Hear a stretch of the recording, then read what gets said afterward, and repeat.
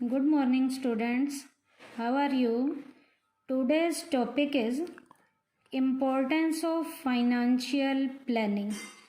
बेटा फाइनेंस की प्लानिंग करने की इम्पोर्टेंस क्या है, इसके फ़ायदे क्या हैं? इसके इम्पोर्टेंस में बेटा पहला पॉइंट है हेल्प्स टू फेस द इवेंचुअलिटीज़। बेटा कोई भी इवेंचुअलिटी घटित जो आगे होने वाली है उसे अच्छे से फेस करने के लिए फाइनेंशियल प्लानिंग की हमें ज़रूरत पड़ती है। It tries to forecast various business situations. इससे बेटा बिजनेस की अलग अलग जो सिचुएशन है उनके बारे में यदि हमने भविष्यवाणी करनी है तो वो भी बेटा हम फाइनेंशियल प्लानिंग की हेल्प से कर सकते हैं। On this basis alternative financial plans are prepared. Alternative level पे फाइनेंशियल लेवल के यहाँ प्लान बनाए जाते हैं। By doing so it helps to face the eventual situation in a better way. इस तरीके से जो हमारे पास अल्टरनेट आ जाते हैं प्लान के, उन अल्टरनेट से इवेंचुअल लेवल की सिचुएशन को टाइमली अच्छे से फेस करने में फाइनेंशियल प्लानिंग हमारी हेल्प करती है। उसके बाद दूसरा पॉइंट है helps in avoiding business shocks and surprises. Business के शॉक और सरप्राइजेज को भी यदि आने से अवॉइड करने से रोकना है तो ये फाइनेंशियल प्लानिंग हमारी हेल्प करती है। Proper provision regarding shortage or surplus of funds is made by anticipating future receipts and payment। बेटा शॉर्टेज से रिलेटेड या फंड के सरप्लस से रिलेटेड कोई प्रोविज़न है और उस प्रोविज़न में हमने अपनी रिसीप्ट्स और पेमेंट को देखना है तो शॉर्टेज के टाइम पीरियड में और सरप्लस की कंडीशन को भी यदि हमने टाइमली अच्छे से अवेल करना है कि किसी भी तरीके से हमें कोई प्रॉब्लम फेस ना करनी पड़े तो यहाँ पर भी बेटा फाइनेंशियल प्लानिंग हमारी हेल्प करता है। Hence it helps in avoiding business shocks and surprises.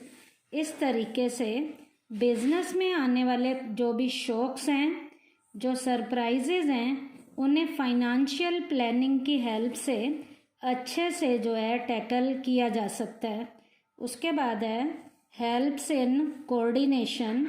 समन्वय स्थापित करने में भी फाइनेंशियल प्लानिंग हमारी हेल्प करती है। It helps in coordinating various business activities such as sale, purchase, production, finance etcetera. बेटा सेल के काम में, परचेज के काम में, प्रोडक्शन के काम में या फाइनेंस से रिलेटेड कोई भी काम है, उन कामों के बीच में प्रॉपर यदि कोऑर्डिनेशन हमने बिठाना है तो प्रॉपर कोऑर्डिनेशन भी हम तभी बिठा सकते हैं जब प्रॉपर हमारे पास फाइनेंशियल लेवल की हमने प्लानिंग करके रखी हुई है।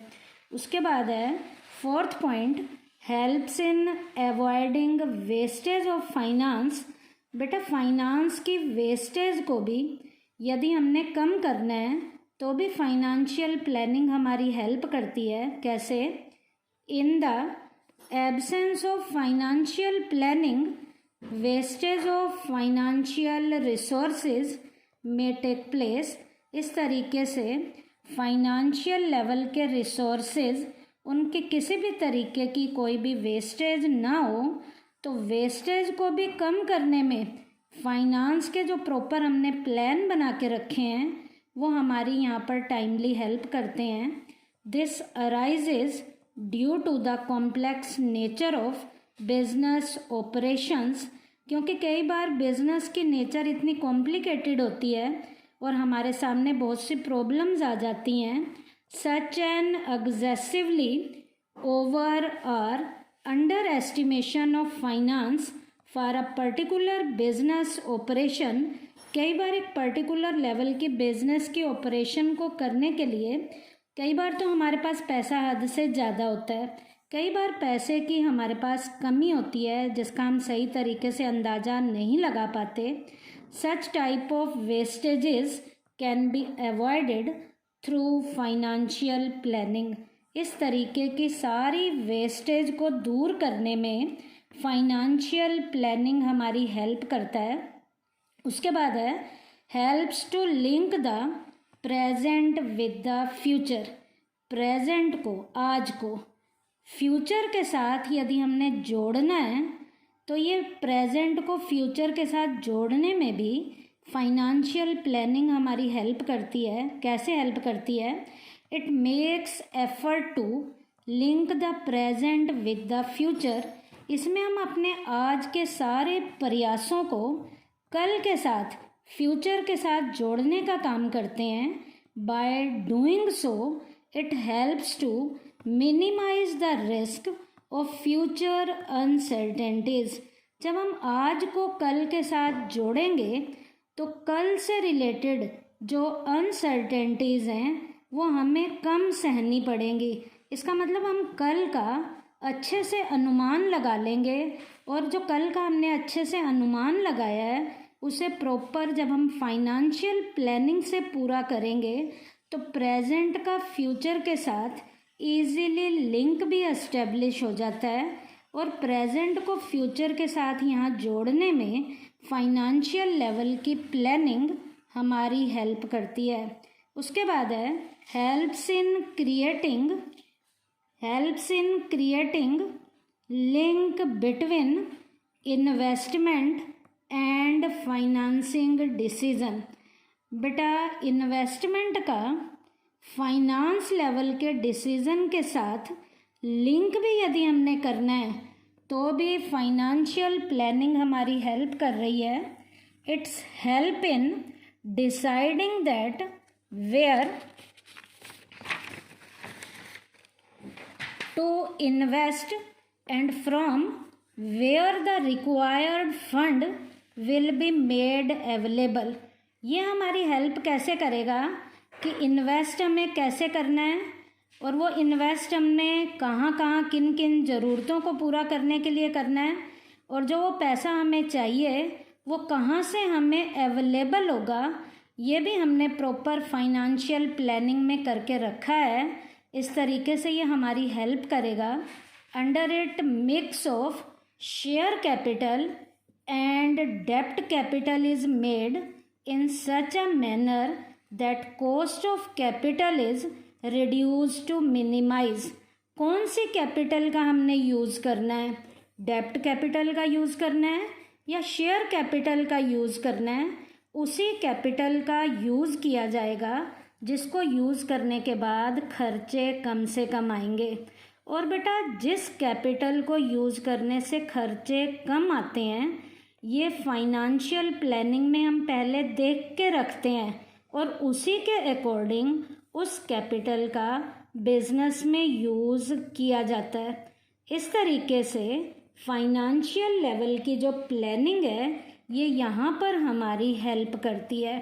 उसके बाद है फाइनेंशियल कंट्रोल। बेटा फाइनेंशियल प्लानिंग के ज़रिए हमें अच्छे से फाइनेंस को कंट्रोल करना आ जाता है कि फाइनेंस को कैसे नियंत्रण में रखते हुए खर्च करना है। All the financial activities are kept under the complete control with the help of financial planning। बेटा फाइनेंशियल प्लानिंग के अंदर हमने पूरा फाइनेंस को कंट्रोल कैसे करना है, किन किन एक्टिविटीज़ के अंदर इसे कंट्रोल किया जाएगा, ये सब कुछ फाइनेंस की प्लानिंग में हम अच्छे से करके रखते हैं। Under it standard of financial performance are set. यहाँ पर फाइनेंशियल लेवल की परफॉर्मेंस के स्टैंडर्ड सेट किए जाते हैं कि कितनी फाइनेंशियल लेवल की हमें ज़रूरत है, कितने हमें स्टैंडर्ड चाहिए, कितना हमारे पास पैसा होना चाहिए। Actual performance is compared with the standard. यहाँ एक्चुअल लेवल की परफॉर्मेंस को स्टैंडर्ड के साथ कंपेयर किया जाता है टू सेट, और उसके सेट बनाए जाते हैं कि एक्चुअल कितना था और स्टैंडर्ड से कंपेयर किया तो क्या कमी पेशी है। Deviations and their causes are traced, यहाँ पर कमी पेशी जो आई है क्यों आई है उसके कारणों को ढूंढा जाता है। एंड कोरेक्टिव मेजर्स आर टेकन, इस तरीके से कोरेक्टिव लेवल के उपाय किए जाते हैं ताकि वो जो कमी पेशी आई है, जो डेविएशन आए हैं, उन डेविएशंस को दूर किया जा सके। तो फाइनेंशियल लेवल के कंट्रोल में यहाँ पर स्टैंडर्ड के साथ एक्चुअल परफॉर्मेंस को कंपेयर किया गया है। कोई डेविएशन आते हैं तो डेविएशन के कारणों को ढूंढा गया है और फिर जो है कोरेक्टिव लेवल के उपाय किए गए हैं जिससे ये कमी पेशी दूर हो जाए और फाइनेंशियल लेवल का हमारा कंट्रोल अच्छे से चल सके। तो बेटा ये आज के टॉपिक में हमने पढ़ा है फाइनेंशियल लेवल की प्लानिंग की इम्पोर्टेंस के पॉइंट पढ़े हैं।